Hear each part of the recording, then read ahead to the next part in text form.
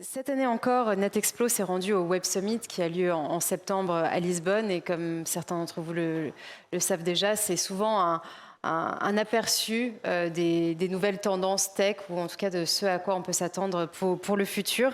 Pour en parler, Sylvain Louradour, le Chief Creator Officer de NetExplo, va nous rejoindre sur scène.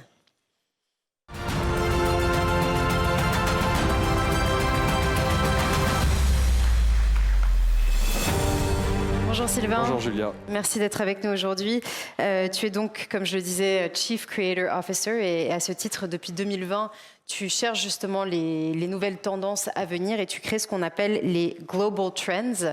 J'en profite pour montrer donc ce livre qui s'appelle Unscripting Tomorrow, qui donc résume toutes les Global Trends de l'année dernière, et je crois savoir que tu es en train d'écrire celle de cette année. J'espère que l'écriture se passe bien. Elle est en cours et ça se passe très bien, merci. Ok, génial. Bah, écoutez, on a hâte de connaître ces Global Trends. Est-ce que tu peux peut-être nous expliquer quelle méthode tu utilises ?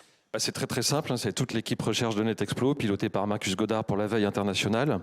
Et donc, nous sélectionnons 3000 innovations par an, sur tous les continents, dans tous les secteurs. Donc c'est une approche multiculturelle et multisectorielle de l'innovation qui donne évidemment des inspirations très concrètes, très opérationnelles et qui permettent de définir, avec la méthode d'analyse des signaux faibles, des tendances à venir dans le futur proche. Voilà. Nous sélectionnons sur ces 3100 innovations, à partir desquelles nous faisons ce livre annuel et puis les conférences qui suivent ce livre. Et puis c'est assez puissant puisqu'on a pu voir que déjà l'année dernière, vous avez primé Dali, qui est aujourd'hui à la une de l'actualité, mais c'était il y a bien des mois de ça. Oui, c'est ça exactement. Il y a toujours un petit temps d'avance avec ces tendances et c'est évidemment parfait pour nos adhérents et clients. Super. Alors j'évoquais en introduction le fait qu'en novembre dernier, ou c'était en septembre, novembre ? En novembre, début novembre. En novembre, tu étais donc au Web Summit. C'est là où, entre autres, tu vas capter justement les nouvelles innovations et les tendances. Je crois savoir que tu as peut-être un petit clip à nous montrer de 90 secondes sur celles qui t'ont le plus intéressé. Oui, c'est ça exactement. Donc c'était avec Marcus Godard, Nicolas Joly et Pamina Chilton. Pamina qui a fait qui a été reporter sur le Web Summit et qui donc a sélectionné avec nous 3 startups sur les data précisément avec 3 usages. Donc c'est un film qui dure 1 minute 20 qu'on peut regarder. C'est parti.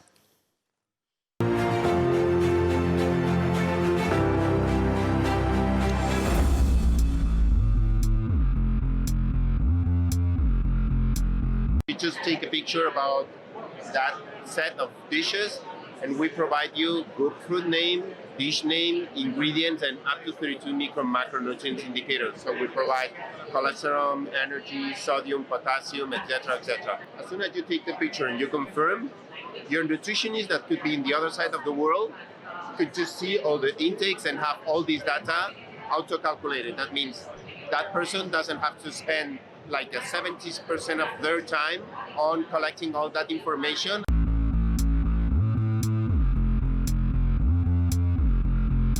And I wanted to make a technology that would help women to get promoted and feel included in the workplace, and to support really all underrepresented employees at work. We have a Zoom app that shows you things like speaking time, interruptions, and monologues. And then for a company, they can see trends over time, what's happening within their team. And as an individual, you can improve your meetings by using it directly in your Zoom or Google Meet.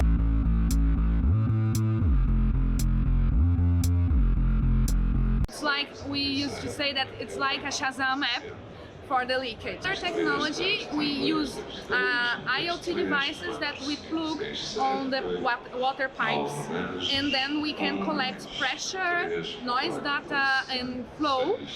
And with all this together, we can understand if we have a leakage in that area. Voilà, on voit des applications extrêmement diverses de l'IA. Brièvement, sur ces 3 exemples.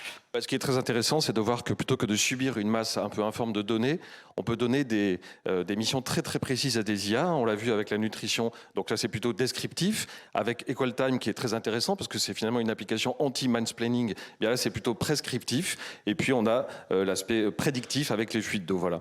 Donc donner des missions très précises aux IA pour guider la data vers vraiment des objectifs concrets. C'est ce qu'on a vraiment repéré au Web Summit, avec évidemment une prédominance des problèmes sustainability.